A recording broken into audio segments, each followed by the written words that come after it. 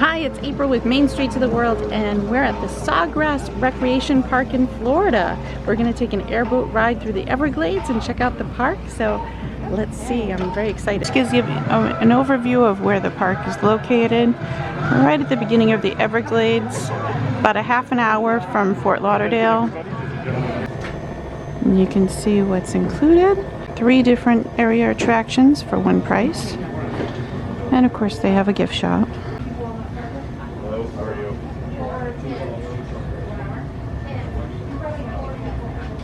More people, how long?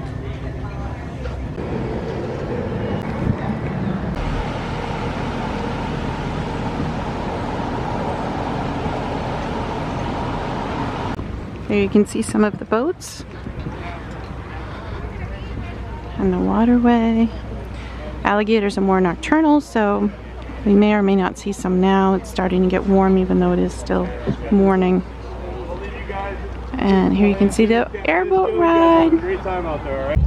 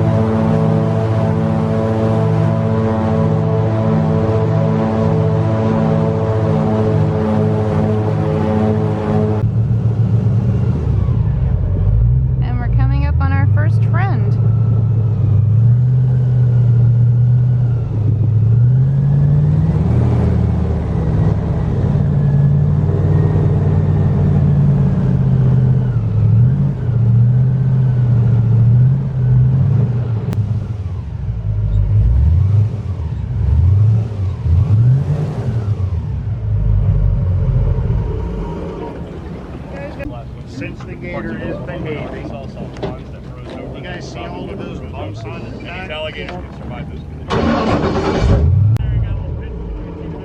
You guys see all these bumps on his back, right? Yeah. It's one of the first things people notice with them. We were both kind of All of them, these are called osteoderms. But in the Everglades, we don't like using big words like this all the time. So we call them scoots, like a scooter. Now scoots, this is what you'll always hear somebody just call the armor plating of a gator, right? And that's true, but that's a bonus. You think of them firstly each like these little solar panels. Because this is how the gator's collecting all of the heat and energy right now from the sun. These guys evolved in water. It's a little intimidating. They had to start figuring out other ways to collect heat. Look at him.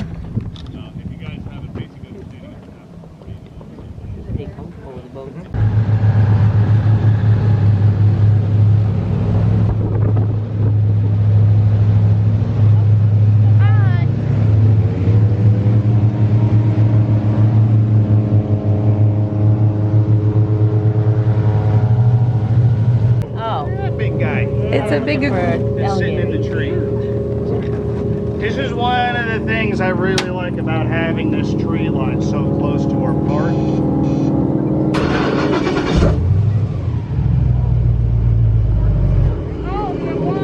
Yeah. See, just on the other side of this tree line is our levee.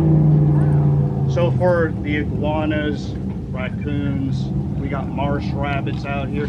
For them to just swim across the canal to get to this tree line, it's not a big deal. But you don't see anything like that out here in the flats. We've just got way too much water for any of them to really want to deal with. every once in a while, as you drive by here, you can see the iguanas, again, the raccoons, little rabbits running across here.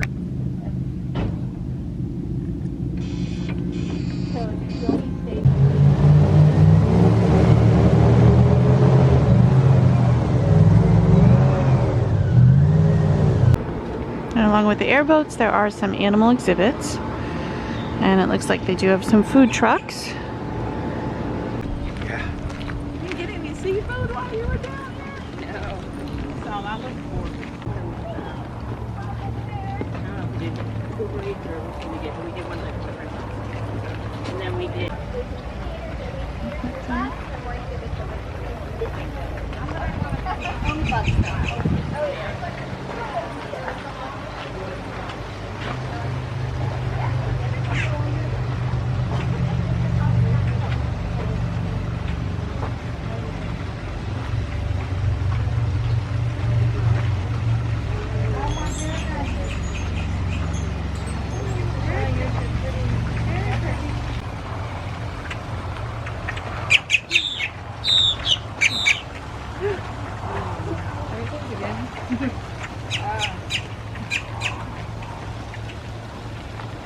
Such a pretty baby.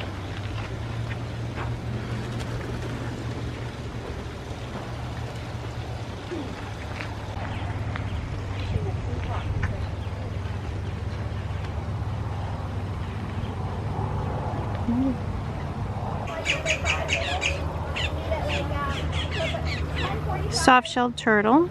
They are in the snapping turtle family, so you do have to be careful. And I think that could be a spur-thigh tortoise, but I'm not positive.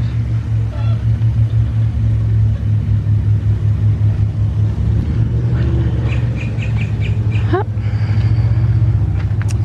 I'm correct, it is a spur-thigh tortoise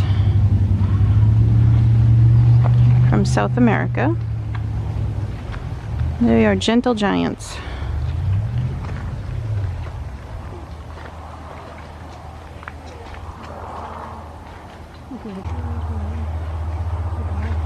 Hybrid rock iguana. A sweet baby enjoying the sun. Everglades Theater. Nothing going on there today. All the way down to the end bleacher. And it's a blue-tongued skink. I actually have a previous life in pet retail, and I used to sell blue-tongued skinks a million years ago. And the animals that are here, these are all rescues. So they're here because of one reason or another, that they need to be rescued and rehabilitated. If possible, they are released back into the wild. If not possible, then they're kept here in a happy home. Reticulated python. That's another one of those pet store stories that I've sold some retics in the past, and they are not friendly. Red tegu. Look at him, isn't he beautiful? Wow. And the Sawgrass Recreation Park is open 7 days a week. They're only closed 2 days out of the year. Airboat tours start about 9 in the morning. Black-throated monitor. Oh, there he is. Oh, wow. Look at him. Oh.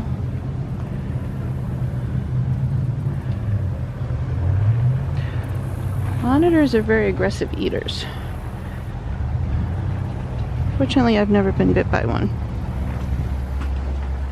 Oh, and little baby gators. And some turtles. So this is a family-run business. They only work to rescue and rehabilitate animals. They do not do any kind of alligator wrestling or any kind of exhibitions that could potentially hurt animals. There's a spectacled caiman. Where is he? I don't see him though. And they do nighttime airboat tours as well, because the alligators are nocturnal, so they're going to be more active at night. And here's a Morlet's crocodile. But he must be hiding. I don't see him. Almost all the animals here are rescued animals. including the alligators. Now, the alligators normally come to us as nuisance alligators, meaning these are the ones showing up in your backyard, in the canal behind your house, maybe swimming around the pool, and that type of behavior starts with a human feeding it. They lose their fear of us, and then they just kind of hang out and they wait for somebody else to feed them. These guys love free food. And once they make that association, you as a food source, not necessarily as a meal, but as a food source, they don't unlearn that. And that's what a nuisance alligator is. It's not necessarily one going after people or pets, it's just one that's gotten used to humans and is now looking for a handout. Now, by law, those alligators are normally just caught and they're killed. It's not their fault. They're just being alligators. They don't deserve to die because of it. So that's where we can step in. Instead of them being caught and killed, a small number can be brought here. If we have the room, we'll take them in, we'll give them a home. Now, if we take them in, we have to keep them for the rest of their life. In captivity, alligators have been known to live 70 to 90 years. They can live over 100, so it's a big commitment. It means we can't take every alligator, but when we can, we do. All right, so let me introduce you to these two. The smaller of the two right over here, that is Crystal. Crystal's an average-sized female alligator. She's about 8 feet long. She's about 200 pounds, and that's pretty typical for a female. They'll generally end up in the 6 to 9 foot range.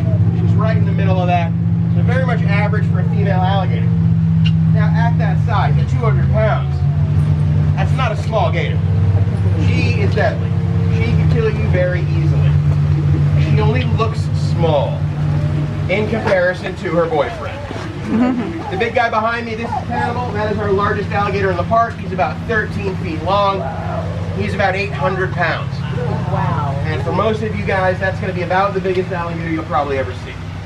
I do this for a living. It's pretty much the biggest alligator that I've ever seen. Directly in front of him. Do a little tap on the nose. Because again, there's just nothing in it for him. This is his chance to go after me. I'm right here. He's swimming at 20 miles an hour. I don't run at 20 miles an hour. This is his chance. But again, he just doesn't see anything in it. So he's done. Now, Crystal can be a little bit different. Went down. So this tells me he is still defending. I got too close, and now she's right over.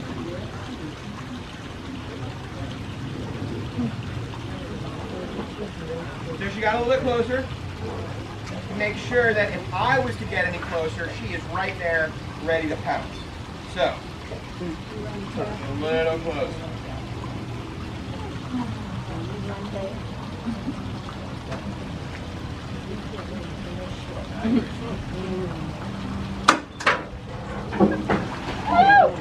There it is. So, yep, still mama. She's still in mama mode. Okay. That's it. And I'll take the hint. Yeah. So where did you say you put the eggs? We took the eggs inside. We into an incubator. Oh, okay. So you're going to hatch them We're going to hatch them out ourselves. Yes. and then do what with them? Some will stay here. Some will go to other zoos and facilities, parks, museums, stuff like that. But they will stay by law in captivity.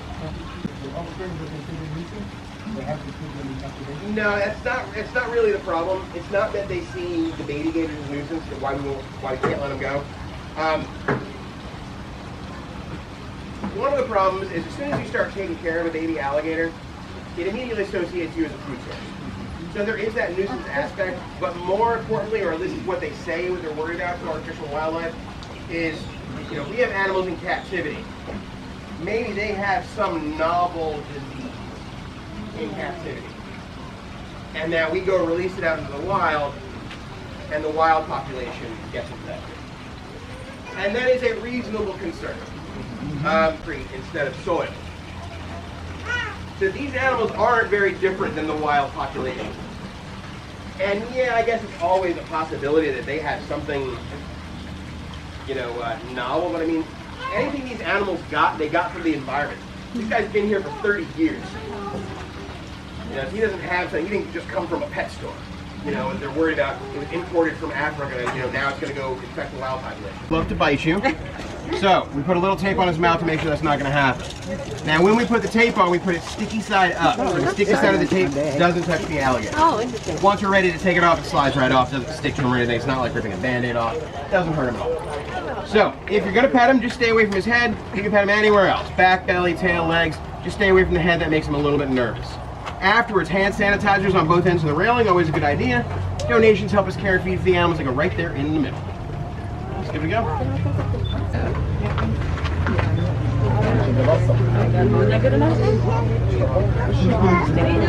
And to give you an idea of what's being served at the food truck, of course you can get some gator bites.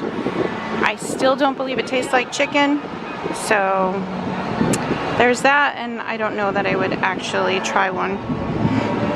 But anyway, there's some different menu items. You don't have to get gator if you don't want to. They have other options. Thanks for following along at the Sawgrass Recreation Park in Florida. It was great seeing that alligator from the airboat. I have to say that did intimidate me a little bit. He was really close to the boat. Like, you could have reached out and touched him, and I like my hands, so I chose to not do that. And then we just saw a little bit of a gator education and some of the rehabilitated animals that are here. So it's a great facility. It was easy to get here. Definitely check it out if you're going to be in the area. I definitely recommend it. So thanks for watching. Check out our other videos. I hope you have a great day.